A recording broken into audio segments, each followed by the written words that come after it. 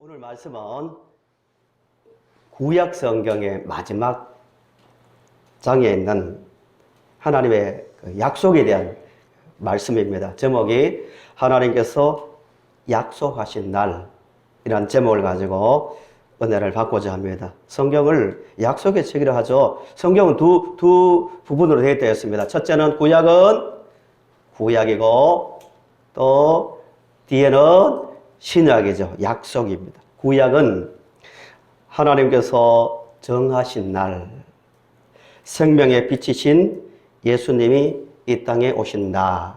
이 구약 전체의 내용입니다.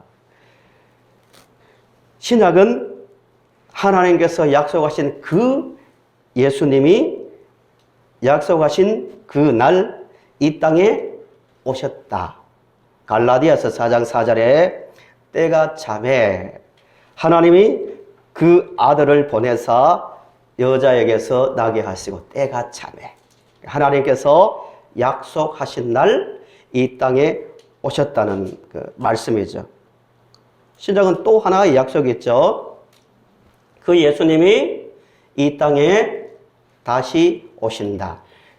신약 성경 마지막 장 마지막 부분에 내가 하나님께서 정하신 날 이 세상에 다시 오신다로 끝나고, 본문인 이 구약 마지막 장도 하나님께서 정하신 날 예수님이 이 땅에 오신다. 두 가지 다 약속이죠.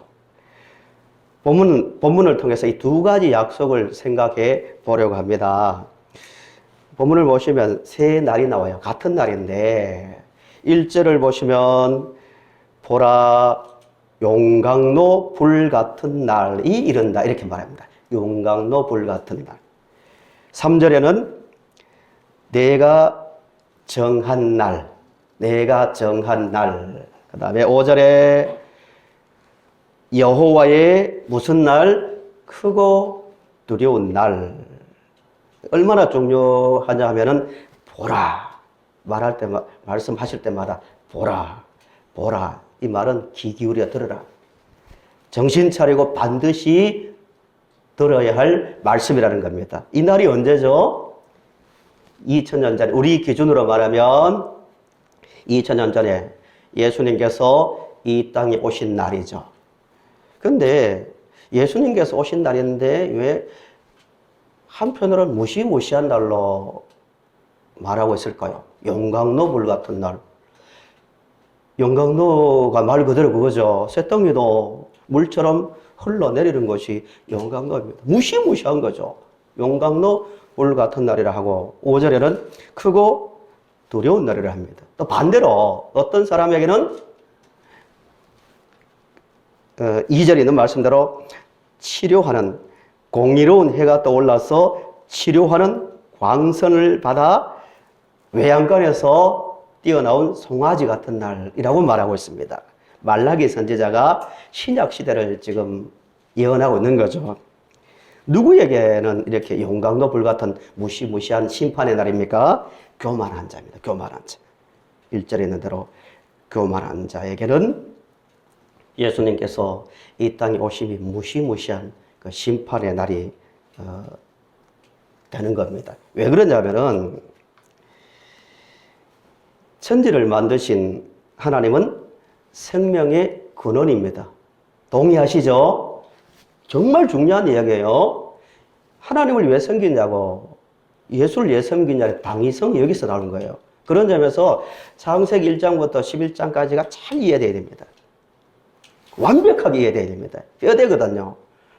많은 종교가 있고 많은 인생의 길이 있다고 하는데 꼭 하나님을 믿어야 된다고, 예수님만 믿어야 된다는 이 당위성을 현대 이성주의 시대에 이분들에게 설명할 수 있고, 또 자신이 그 믿음에 서려면 창세기 1장부터 1장 11장까지의 말씀을 통하여 하나님이 누구신지를 정확하게 이해해야 됩니다. 하나님이 누구예요?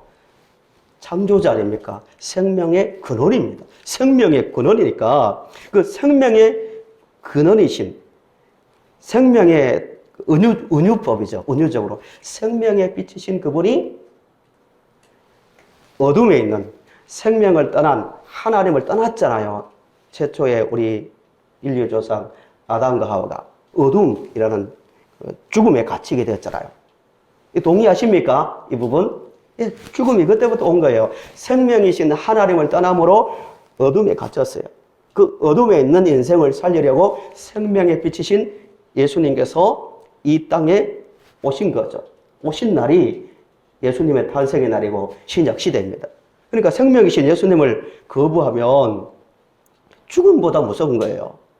용광로 불에 들어가는 것보다 무시무시한 게 되는 거예요.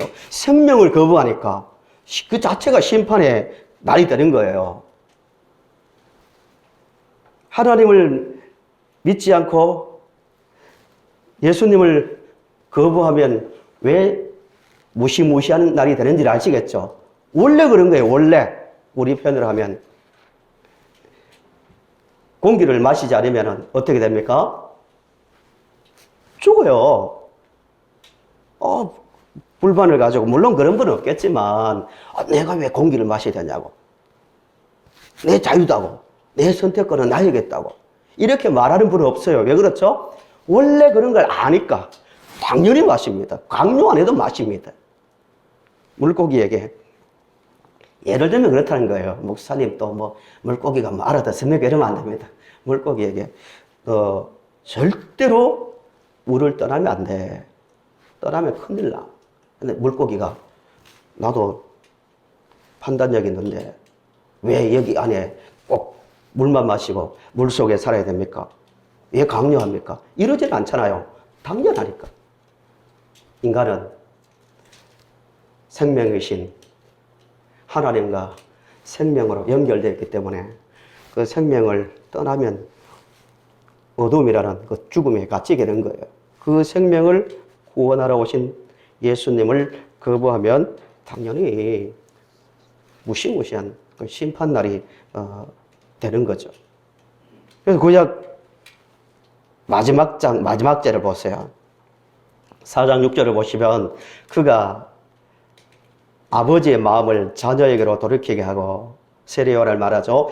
자녀들의 마음을 그들의 아버지에게로 돌이키게 하리라. 돌이키지 아니하면 두렵건대 내가 와서 저주로 그 땅을 칠까 하노라 하시니라 하고 구약이 딱 끝납니다. 어떤 분들은 구약은 저주로 끝나고 신약은 경고로 끝나고 신약은 은혜로 끝난다 이렇게 말하는 분도 있지만요, 이 말씀도 하나님께서 우리를 죽기까지 사랑하시는 마음이 담긴 구절입니다. 하나님께서 왜 이렇게 돌아와라, 내가 보낸다, 구원자를 보낸다, 믿으라고 이렇게 강하게 두렵건대 내가 와서 저주로 그 땅을 칠까 하노라 이렇게 강한 저주를 말할까요? 사랑의 표현이거든요. 인간의 실존이 하나님을 떠난 상태에서 돌아오지 않으면 무시무시한 그 상태이기 때문에 돌아오라는 하나님의 그 사랑의 그 표현인 겁니다. 근데 본문에 예수님께서 오신 날, 이런 두려움의 날뿐만 아니라 정말 치료의 날이고 회복의 날이라고 말하고 있습니다. 우리 2절을 같이 크게 한번 읽어보실까요? 2절 같이 시작.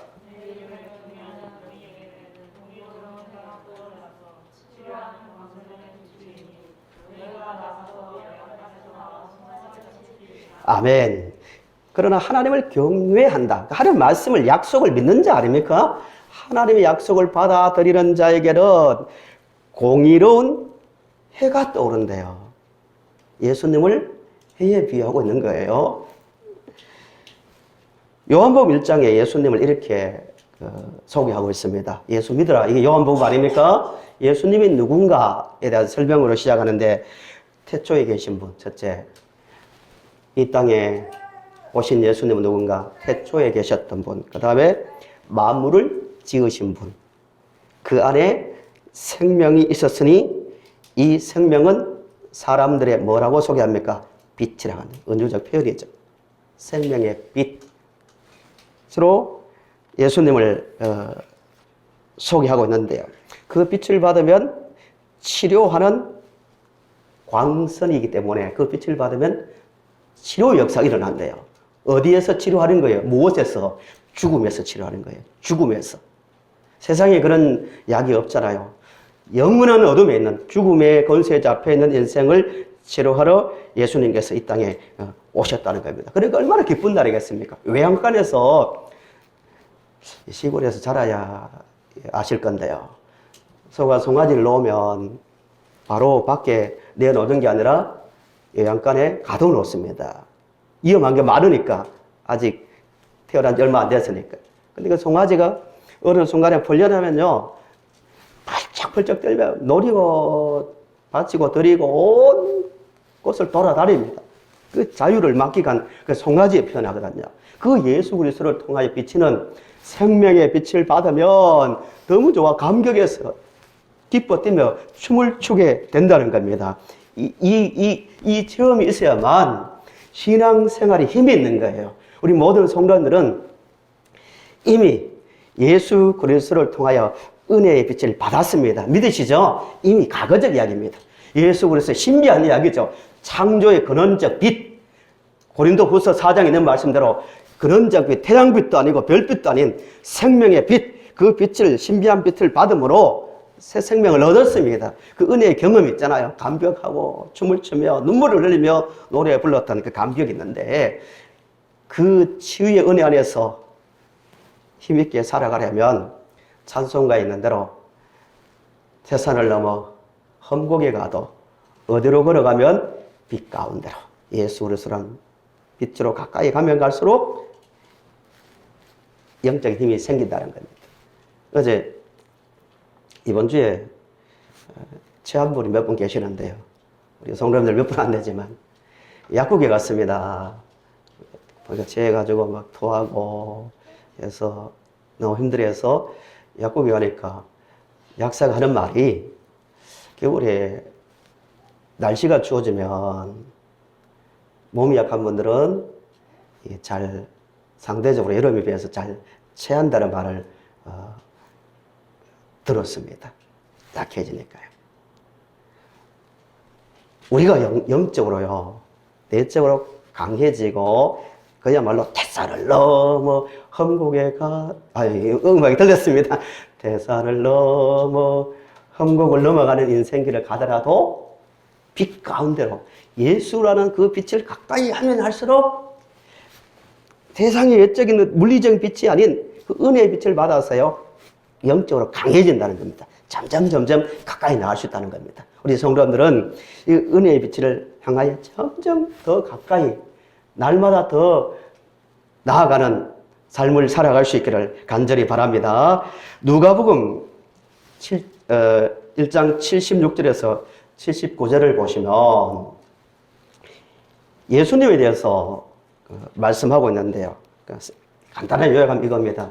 세례 요한의 본문 5절, 6절과 관련된 말씀입니다. 그것이 이루어진 내용인데, 아버지가 사가랴가 성령에 의해서 예언을 하는 그 장면입니다.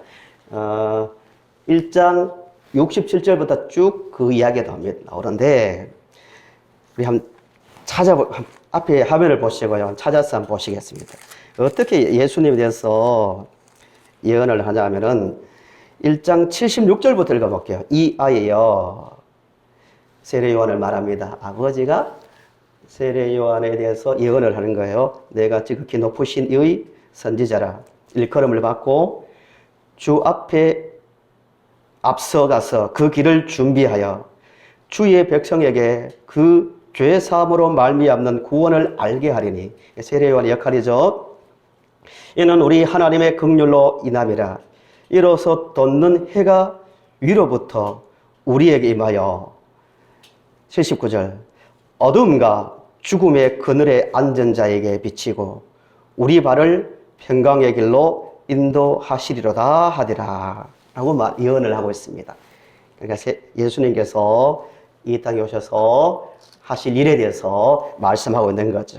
죽음의 그늘에 앉은 자에게 생명의 빛을 비추신다고 분명히 말씀하고 있습니다. 요한복음 8장 12절에도 이렇게 말합니다. 예수께서 또 말씀하여 이르시되 나는 세상의 빛이니 나를 따르는 자는 어두움에 죽음이라는 어둠에 다니지 아니하고 생명의 빛을 얻으리라고 말씀하고 있습니다. 사랑하는 성도 여러분, 하나님께서 말라기 선지자를 통하여 생명의 빛이신 예수님을 이 땅에 보내셨고 우리는 그 생명의 빛을 받았습니다. 놀라운 은혜죠. 그 빛을 받고 이제부터 우리가 할 일은 뭡니까? 그 빛 가운데 살아가는 거예요. 그 빛 가운데서 매일같이 걸어가야 합니다. 왜냐하면 우리의 현 시점이 어디에 있냐면 우리 이미 예수 그리스도라는 생명의 빛을 받았습니다만은 아직 이게 문제입니다. 아직 영원한 천국에 들어가지 못했기 때문에 육신이란 이 약함을 경험하고 또 아직 마음에 죄의 성이라는 것이 남아 있습니다. 이거 싸워야 되거든요. 그러다 보면 지치고 넘어질 때도 있고 어두워질 때도 있는 거예요. 그대를 바라보며 하나님께서 약속하신 것이 계시록 끝부분의 말씀이죠. 내가 다시 온다. 내가 약함 가운데 있는 너희들을 다시 데리고 정한 날 저 천국으로 데리러 오겠다고 분명히 22장 21절에서 말씀하고 있잖아요. 그러니까 우리가 할 일은 새로운 약속, 이미 이루어진 약속을 가지고 장차 이루어질 그 약속을 꽉 잡고 살아가는 게 오늘 우리의 현 모습이 되어야 됩니다. 히브리서 10장 23절에서 25절을 보실까요? 우리의 현재의 삶이 어떠해야 되는가? 우리의 매일의 삶이 어떠해야 되는지를 말씀하고 있습니다. 또 약속하신 이는 미쁘시니 우리가 믿는 도리의 소망을 움직이지 말고 움직일 수 있다는 겁니다. 은혜를 받아도 세상의 환경 속에서 또 약함을 경험하면서 이 소망이 주님 다시 오신다. 생명의 빛이신 주님 다시 오셔서 천국으로 인도한다. 천국을 묘사할 때 하늘에는 빛이 필요 없고 자연빛이 필요 없다고 말합니다. 왜? 하나님께서 친히 빛이 되기 때문입니다. 완전한 상태를 말하고 있는 거죠. 소망을 움직이지 말고 굳게 잡고 서로 돌아보아 사랑과 선행을 격려하며 모이기를 폐하는 어떤 사람들의 습관과 같이 하지 말고 오직 권하여 그날이 가까움을 볼수록 더욱 그리하자라고 말합니다. 히브리서를 쓴 기록자는 그 당시에 성도들이 많이 약함을 경험하고 또 빛을 받았지만 이렇게 흔들리는 경우가 많이 있었던 것 같아요. 그들에게 성도 여러분, 우리가 가진 소망을 움직이지 말고 우리 굳게 갖고 서로 격려합시다. 우리 주님 다시 오십니다. 우리 주님 다시 오십니다. 우리 받은 은혜가 얼마나 큽니까? 서로 격려하며 살아가라고 권면하고 있습니다. 우리 성도들 우리 서로 매 일상의 삶 가운데서 서로를 보면서 격려하는 그런 삶을 살 수 있기를 바랍니다. 그 격려의 내용이 그 격려 중에 가장 힘 있는 격려가 뭐냐면은 우리 주님 다시 오십니다. 성도님 힘드시죠? 또 괴로움을 당하고 있는 분에게는 많이 괴롭죠. 아픈 마음을 가지고 격려는 최고의 격려는 우리가 생명의 빛이신 그 예수의 은혜를 받았고 영원한 어둠을 몰아낼 우리 주님 다시 오십니다. 우리 힘있게 충성합시다. 우리 더 열심으로 하나님의 말씀을 따라 살아갑시다. 그런 격려가 우리 일상의 격려가 될 수 있기를 간절히 바랍니다. 베드로 사도도 같은 말을 했습니다.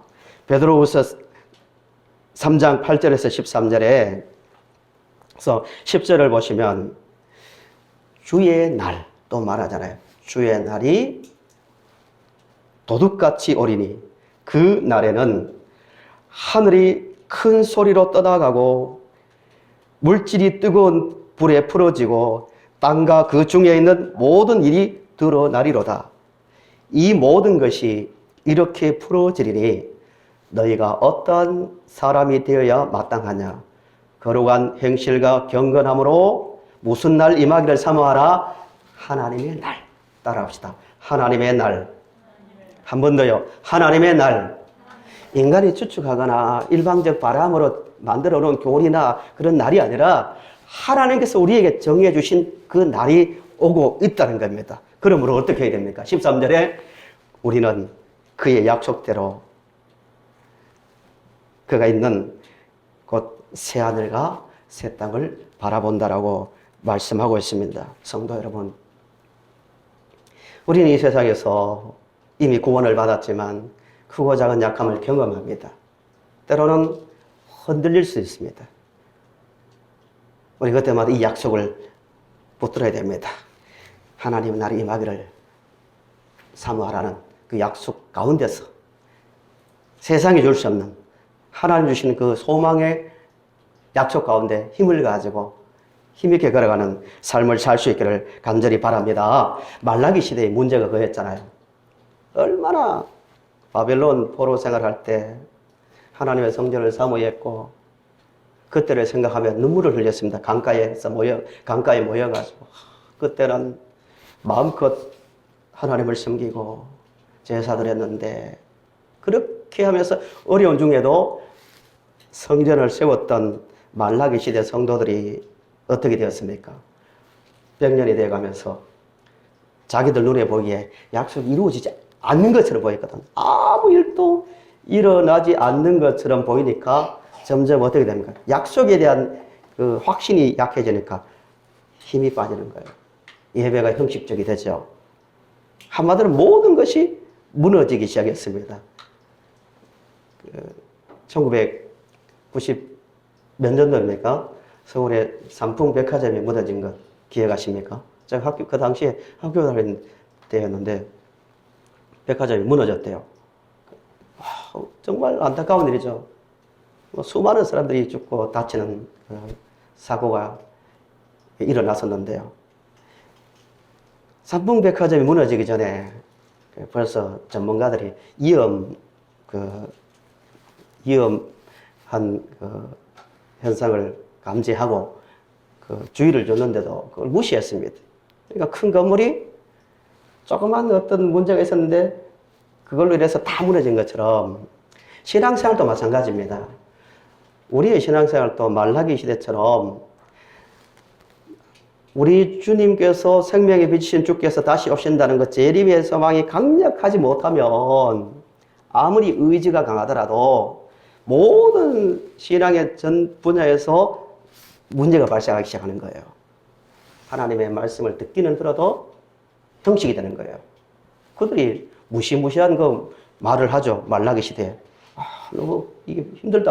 너무 번거롭다. 하나님에 대한 그 약속에 대한 신앙이 흐려지니까 그런 말이 나오는 거예요. 세상은 왜 이렇게 돌아가자? 우리 말 하면 세상 돌아가는 거 보니까 하나님이 있는지 너무 의심스럽다. 한 발 더 나가서 하나님 말씀대로 사는 것 무의미하다고, 오히려 더 손해보는 것 같다고 이런 말이 나오기 시작한 거예요. 오늘 시대 똑같은 거예요. 아무리 말라기 시대 성도들이 과거에 그런 은혜를 체험하고 하나님에 대한 신앙이 있더라도 시간이 흐르면서 약속에 대한 믿음이 흐려지니까 삶 자체 모든 것이 무너지는 것처럼 오늘 이 시대도요. 많은 환경적인 이야기를 하고 어떤 이야기를 하지만 근본적으로 그 근본 원인은 내 마음속에 내가 다시 온다는 그 하나님의 약속에 대한 믿음이 흐려지기 시작하면 모든 게 약해지고 무너지게 되어 있는 겁니다. 그럼 어떻게 살아야 될까요? 우리의 마음을, 삶의 패턴을 다시 오실 주님의 그날, 하나님의 날에 대해서 하나님 나를 바라보며 그날에 고정시켜야 됩니다. 우리 삶을 한번 돌아봅시다. 2021년도 이제 한 달 남았습니다. 정말 갈수록 이 시간이 빨리 흐른다는 것을 참 많이 느낍니다. 저도. 벌써 12월 달이고 또 돌아서서 얼마 있다가 1월 달 되고 또 한 해가 가는데요. 2021년 마지막 달이 되었는데요. 정말 우리가 처음 생명의 빛이신 예수를 만날 때보다 더 다시 오실 주님에 대한 그 사모함이 커져가고 있는가 문제입니다. 일상에서 스스로가 위로받을 때, 힘을 얻을 때, 맞아. 누가 뭐래도 나는 하나님의 백성이 됐고, 하나님께서 정하신 날, 우리 주께서 나를 데리러 오신다. 그 약속, 이 근본 약속, 성경의 결론인 이 약속으로 인해서 스스로 위로를 받고 있는가, 또 힘을 얻고 있는가를 생각해 보십시다. 교회도요, 교회를 깨끗하게 만들고, 바르게 만들고, 누가 뭐래도 세상의 빛과 소금으로 살아가는 삶을 살게 하는 힘은 우리 주님 다시 오신다는 그 약속에 대한 믿음에서 나오는 거예요.